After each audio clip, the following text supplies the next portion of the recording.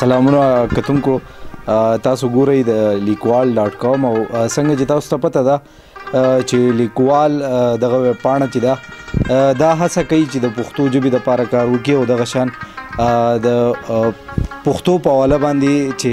څه د پښتنو سره تړلي دي نو د هغې په حواله باندې موږ وخت په وخت کوشش کوو چې ستاسو سره هغه هلې ځلې چې دی هغه ستاسو سره شریکې کړو کوم چې به په پښتنو په روایاتو کې پاتې شوي دي خو هغه څیزونه چې دي هغه ژوندي دا وخت چې دی ډېر نه دي پاتې شوي او په ورکېدو باندې دي کتونکو دا وخت موږ راغلي وو ګوګدرې ته او ګوګدره د سوات یو غرضیزه سیمه ده دلته کې مونږ راغلو او ډیر زیات خوشحاله شو د نیکمرغۍ خبره ده چې دلته کې د پښتنو هغه زاړه روایت چې دی هغه مونږ ولیدل کوم ته چې به جرګه یا کله چې به مشران راغونډېدل او هغې به د خبرو اترو دپاره حجرې ته تلل نو دا وخت چې دی مونږ په حجره کې ناست یو دا حجره چې ده دا ښه فعاله ده او روزانه چې دی ورځنۍ چې کومې هلې ځلې کېږي د دې سیمې د خلکو هغې راځي بیا دلته کې کیني او په هغې باندې خبرې اترې کوي کتونکو څنګه چې تاسو ته پته ده چې د دغې حجرې یو مشر وي د هغه مشر په ځای کې چې دی دا ناسته کېږي نو دا وخت زموږ سره نادرشاه د دې سیمې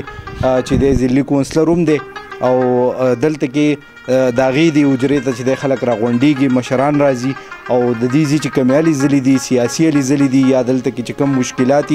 یا کم نور د ژوند سره تړلي چې کوم خبرې اترې هغه دلته کې کېږي دا وخت را سره نادرشاه ناست دی راځئ د هغې سره خبرې کوو د دې حجرې په حواله باندې السلام علیکم وعلیکم سلام شروع کوم په نامه د خدای بخونکی مهربانه دی زه ستاسو ډېره زیاته شکریا ادا کوم زه بیا ډېره مننه کوم ډېره زیاته شکریا ادا کوم ځکه تاسو ته پته ده چې په اوسني دور کې حجره او جومات لازم او مظلوم دي ځکه د پښتو په دې معاشره کې تاسو ګورئ زموږ په دې کلي کې چې څوک په دې حجرو کې ناست پاست دي نو هغو تربیت د هغو اخلاق هغو کې د پالیټکس په هغې کې بیا ډېر د تعلیم په مد کې د هغو سره د دې پښتنو ډېر داسې کرتوت دي چې هغه د هغې نه ناغوپېږي څوک چې په حجرو کې پاتې شي نو زه هغه پرې اپریشیټ کوم ځکه زما مشر و شیرشاه خان هغه نن د وجوهاتو په بنا باندې لږ لیټ کېدای شي راشي د هغه زموږ د مشرانو دا یو دستور دی چې په کلي کې د حجرې خلک دلته کې راټول شي نو هغه زموږ په دې کلي کې د هرې محلې سړی په دې کې زمیندار دي زموږ ملګري استادان دي څوک سرکاري خلک دي څوک غیر سرکاري دي څوک بزنس والا دي هرې طبقې والا سړی راغلی دا راته ووایي چې څنګه مونږ د اوسني وخت خبره کوو نو د دور د جدیدیت سره چې دی دغه ټیکنالوژي راغلې ده هغې چې دی انساني ژوند ډېر په تیزۍ چې دی روان کړی دی نو په دغې کې تاسو بیا دا داسې وخت راغلی دی چې خلک په خپل کور کې چې دی وخت نشي ورکولی نو بیا تاسو راوځئ او حجرې کې کښېنئ ملګرو سره ګپ شپ لګوئ دا څنګه کېږي دا خو داسې کېږي زمونږ د کلیوال ماحول دی زما په خیال دا په ښار کې رو کټ کېږي زموږ دا کلي چې ته ښار کېږي دا به ډېر وخت حالي ځکه 15-20 سال به لږي چې دا ښار کېږي د وخت سره آبادي تیزېږي نو دا کلیوال علاقه ده کلیوال علاقې خو ډېرې زیاتې فایدې ځکه زموږ د قبر په حواله وګورئ زموږ د غمخادۍ په حواله وګورئ نو خدای شته چې داسې څه وخت یې تېر شي خاص زموږ په دې یو کلي کې که داسې یو سړی چې هغه کونډی هغې باندې د هغې څوک نه وي یو الله تعالی خو الله تعالی بیا زموږ په دې کلي کې داسې د کلي دا پیدي چې دا ټول خلک یو بل پېژني په دې ګوګدره کلي کې چې ته د چا تپوس کې نو هغه به وایي چې تا ته د پلاني زوی دی د پلاني نیکه دی او د پلاني نوسی دی دا به ټول تاله د هغه د خاندان انسټرکشن درکوي په ښار کې چې تپوس وکړي نو په ښار کې د یو ګاونډي نه بل ګاونډي نه خبر فرق یې دقه زیاته دی د کلیوال او د ښار متعلق ما ته خو زیات فرق دغه ښکاري ځکه دلته کې چې موږ دا دلته راټول شي دا 25-30 هلکان دي د هره شپه موږ کښېنو چې یو هلک په دې کې ملګرو کې غیر حاضر وي موږ ورته ټلیفون وکړو نو هغه داسې په وجوهاتو باندې یا څه خپل عذر پیش کړي او یا یې څه د هسپتال څه مسله وي نو موږ دا ټول ملګري بیا را روان شو او د هغه سره په هسپتال کې ما منډه وو کتونکو تاسو د ناظم صاحب خبرې واورېدې او دا هم د حجرې کمال دی چې خلک کله د شپې راشي او دلته کې کښېني نو ډېر داسې د ژوند سره تړلي مسایل مسلې چې دی هغه وړاندې کېږي مختلف قسمه او بیا په هغې باندې دلته کې چې کومه ناسته وشي نو بیا د دې ځای نه چې یو مجموعي طور هغې یو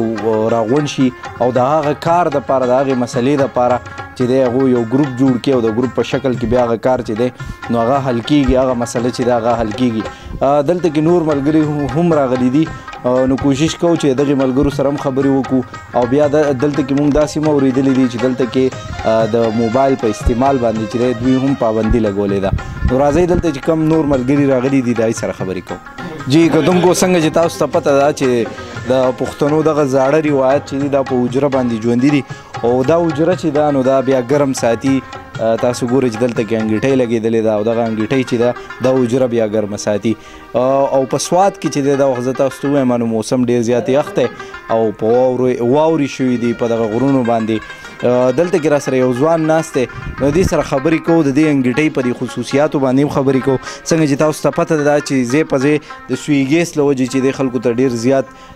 مالي نقصان ورسېده او دغه شان ځاني نقصان چې دی خلکو ته هم رسېدلی دی دلته را سره یو ځوان ناست دی دې سره د انګیټۍ په حواله خبرې کوو السلام علیکم وعلیکم السلام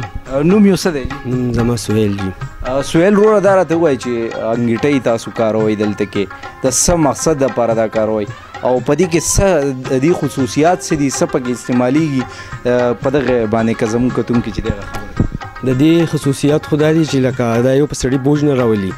او د څه خطرې او د دې دغه پکې نشته او په ژمي کې دا ډېر ښه کار کوي په دې کې لرګي سوځي دا راته ووایي چې لکه دا وخت چې دی مونږ ګورو نو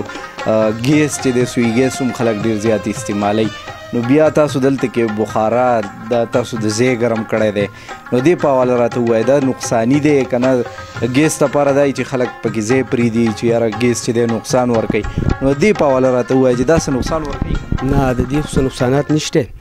او پیدې ډېرې دي نقصانات نشته ګیس دومره کسان نشي ګرمولی دلته کې دا 25-30 کسان ناسي او ښه برابر لکه په تاسو هم خولې راغلي دي موسم ګرم دی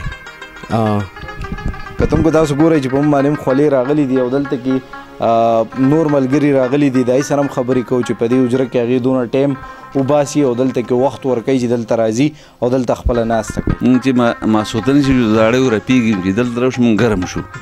او ښه ښکلې ناست شو دا ګرګې پسې دغ کېږي پکول هم دغ کړی په دې کې نه ګرمېږو خو چې دې ډرم ته راشو ځکه دا پخوانی یو قسم نه دغه دی لکه رواج دی نو هغه انشاءالله مونږ کوشش دا کوو چې د دې نه سیوایي مونږ نور هم دغه وکړو یاره مونږ خو ډېر خوشحاله یو ځکه ټوله ورځ کار وکړو دکان ته لاړ شو ستړي شو په دماغ کې لږ بوج دا راشي روټې موټې وکړو بیا راشو ځانه دلته ناستو ګپ شپ لګوو ځانه خپل وخت پاس کوو د اول فورو ټوغې ټغارې ښه ګرم شو دا راته ووایه چې تاسو دلته کې داسې مې اورېدلي چې تاسو دلته کې په موبایل باندې هم پابندي لګولې ده نو خلک خو چې دی دا وخت څومره خلک چې دی هغه موبایل استعمالوي نو هغوی بیا زیات وخت موبایل له ورکوي نو دلته کې تاسو د موبایل نه بغیر دا وخت چې دی دا څنګه تېروئ نو ورور مې دا خو داسې تېرو چې د سهار نه د ماښامه پورې په ټلیفون اخوا راشه دې خوا راشه دا کار وکړه هغه کار وکړه چې ډېرې ته راشو دا ټول ملګري لکه موبایل لوالي ګپ شپ نه لګوي نو لکه بیا زموږ هغه میپل چې دی پې خرابېږي د دې د وجې نه موږ په موبایل باندې پابندي لګولي فیسبوک خو هر ټایم کېږي ځکه چې دا زموږ د پلار ملګري دي زموږ ملګري دي زموږ همزولي پکې نشته خو مشران سره چې کېنې ته به دې زده کړو کې خامخا خبرې به دې زده کړې موږ مشران دي پوهه به دې زده کړې او نور د کلي په سطح باندې به خبرې کوو ګپ شپ خپل ولګو نور ملګري دي جو خپل ټایم پاس کوو دلته په کور کې څه ټینشنونه یې د هغوی خپل ملګري دي جو دلته خپل ګپ ولګو جو ډېر خوشحاله شي تاسو د پښتنو د جوړې د روایتو مطابق خبره وکړه د پښتانه چې څونه جوړې آبادي که نه نو دونه پښتانه آبادي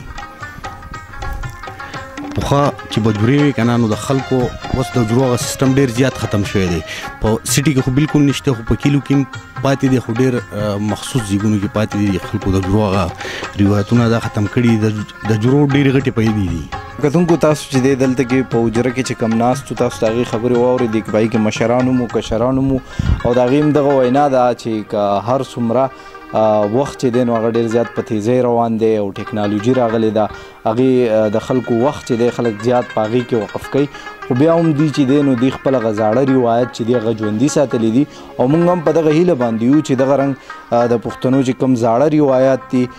کم چې د پیړو را روان دي او سینه په سینه چې دی دا خلکو ته دغې پښتنو ته چې دی دا منتقل شوي دي. نو دغه هیله لرو چې دا دغه شانتي حجرې چې دی هغه آبادې وي او دلته کې دا مشران او کشران چې دی دا راغونډېږي او د یو بل نه زده کړې هم کوي، علمي خبرې هم کېږي، علمي بحثونه هم کېږي او دوی سره سره د پښتنو هغه زاړه روایت چې دي نو هغه هم ژوندي پاتې کېږي. او بیا به ځو د سوات یو بلې سیمې ته، یو بل داسې حجرې ته، یو داسې زاړه روایت په چې دی هغه تاسو ته ښایو چې کوم ځای کې داسې ژوندي پاتې کېږي. نو تر بل پروګرامه پورې مال راکړئ اجازت. د لوی الله په امان.